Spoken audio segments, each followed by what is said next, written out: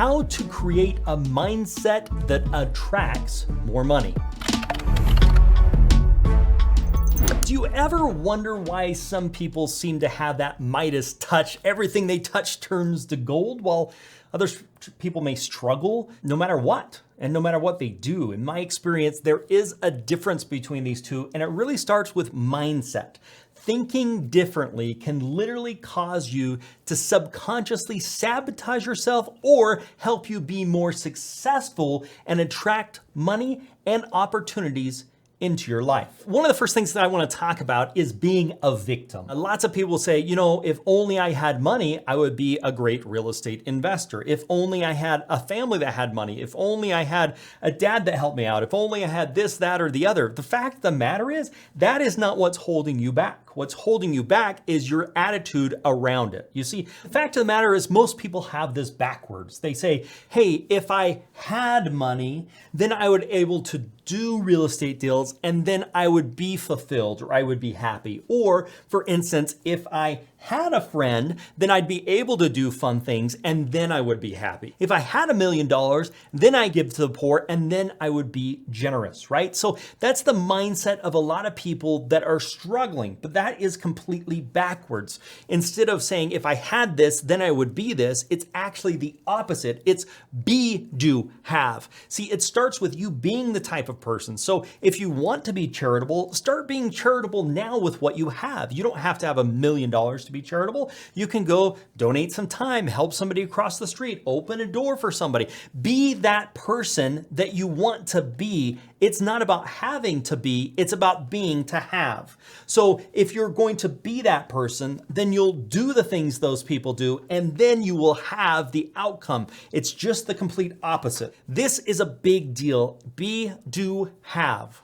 Next, I want to talk a little bit about this situation a lot of people find themselves in and don't even realize it. And it's called the victim mentality. This will hurt your ability to make friends, influence people, and make money more than anything else. And here's why. The official definition of victim mentality is an acquired personality trait in which a person tends to recognize or consider themselves a victim of the negative actions of others and to behave as if that were the case in the face of contrary evidence of such circumstances. It's basically saying, I'm a victim of all the bad things that have ever happened, when it's like, well, that doesn't necessarily mean that you are, because you still have your mind, you still have your brain, and you can still make changes. The problem that I see with victim mentality is it's an excuse to not have to go and do the work. Oh, if only I had some money, if only I had some training, if only someone would teach me, then I would be wealthy. It's everyone else's fault that I'm not wealthy. No, you have to be learning, and then you'll find things, and then you'll meet people, and then you'll be able to make money as you're doing that. But you have to start being the person. So I look at the victim mentality as an excuse not to have to go do anything and say, it's not my fault, instead of taking responsibility and owning it. It is yours. You get to determine the outcome. You get to determine what happens. It's up to you. If it is to be, it's up to you. Another thing a lot of people have with victim mentality is they're stuck on the past. It's kind of like Uncle Rico that says, hey man, if I only had a shot, if they would have put me in, I would have won the championship game for our team, but it's all my coach's fault because he did not put me in. That's a victim mentality and somebody that is definitely stuck in the past, and it also gets into this action of blaming the world. You're blaming scapegoats for the difficult setbacks you have in your own life. Now, you're not going to get through difficult setbacks unless you own them and say, you know what, this is the way it is, this is what I'm going to do about it, and this is the direction I'm going to go, rather than just being a victim of the circumstances. That leads me to the next one, which is being positive, not negative. Similar to being a victim mentality, people that live in the negative always find the worst. It's the half glass empty or the glass half full, optimistic versus pessimistic. So this is really important. People that are successful have an optimistic outlook. They're not worried about the government. They're not worried about the weather. They're not worried about fuel prices. They're not worried about any of those things because they are confident enough in their ability to say, regardless of what storms come, I am confident enough that I can get those storms, I can get through the storms, and I can build a boat good enough to get us through there. So it's having a positive attitude, not looking at the negative one. Next one I like to look at quite a bit, and I do this a lot with interviews or meeting people. I look and see when we go to dinner how they treat a bad waiter. If they are getting mad at the bad waiter or telling them how horrible they are, rather than just recognizing and saying, yeah, they didn't do that great of a job. As a matter of fact, this last Saturday, we went out for my mom's retirement party. And to be honest, the waiter wasn't that great. She didn't really check on us. She didn't bring bread. She was late on the water, all those types of things. But the fact of the matter is I looked around and the place was packed. And it was a young girl that was probably her first job. And I think she was doing the best that she could given the circumstances. And so I gave a generous tip, mostly just to help her out because I felt bad about the situation. Well, I've been in those types of meetings where people have gotten mad at the waiter. What it basically tells me is when they don't get their way, they're gonna throw a fit just like a little baby.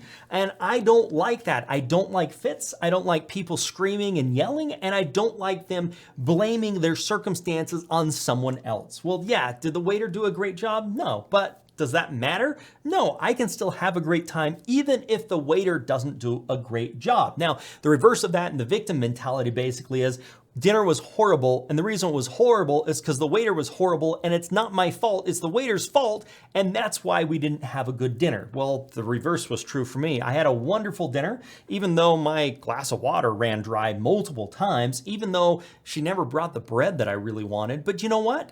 I made it a great dinner because I had great conversations. We had a fun time. It was all about the environment, the atmosphere, the conversations, and I was not delegating my happiness to how the waiter was. I was owning my happiness myself and saying, I can decide if this is going to be a good dinner or not. I'm not going to delegate that and give that to someone else. I owned the power. I kept it with me. Next one I want to talk about here is being confident, but not being cocky. You need to be confident in the things you do, and you need to be confident at the things that you're good at and the things that you're not so good at. You need to know where your strengths are and where your weaknesses are, being confident in your strengths and the things that you're really good at. One of the things I see happen time and time again is people trying to be good at everything rather than just being really good at the things that they're naturally blessed with. And so my recommendation is find what you're naturally blessed with, determine what you're really good at. The stuff you're not that good at, don't worry about it. Find somebody else that can do that,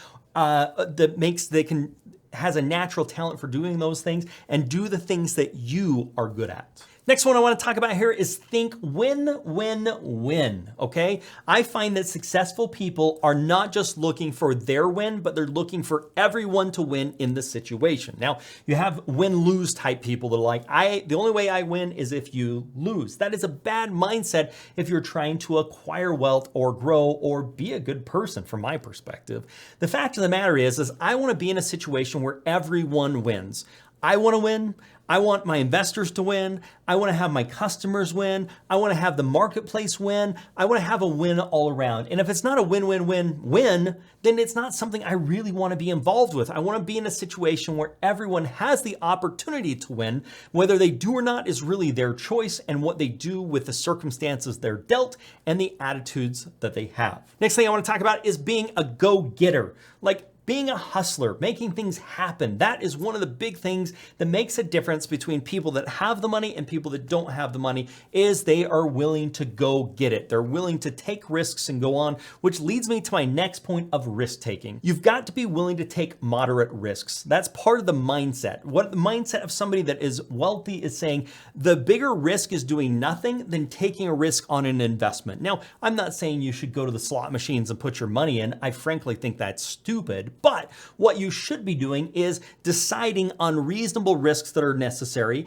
deciding on what are safe investments, deciding on what could happen and the worst case and the best case scenarios, and then deciding if you're going to do that investment. But I find way too many people talk about why they never get a great opportunity because they're not willing to go take some of that risk on. And so I find successful people take risks on, but they try and mitigate that risk as much as possible by being informed, knowing what's going on. One of my personal rules is I only invest in things I know. So if I don't know it, I'm not going to invest in it because I need to know it. I need to understand it. If I don't know it, I don't invest in it. Next up is be persistent. What a lot of people don't realize is success is failure turned inside out. And what I find is at the first time people have issues, they give up. That is not a recipe for success. You are going to be met with resistance. There are going to be things that are going to happen. There are going to be problems. The question is, what do you do about them? Do you let them stop you, or do you grow from them and do you learn from them? Because failure only happens when you don't get back up, when you don't stay in the game. I put together the 13 steps to a successful fix and flip. Check out this video where you can actually start doing fix and flips. You can set your roadmap to your very first deal. You can look at what are the most overlooked parts of a fix and flip. Check this video out. You're going to love it and make it a very profitable day.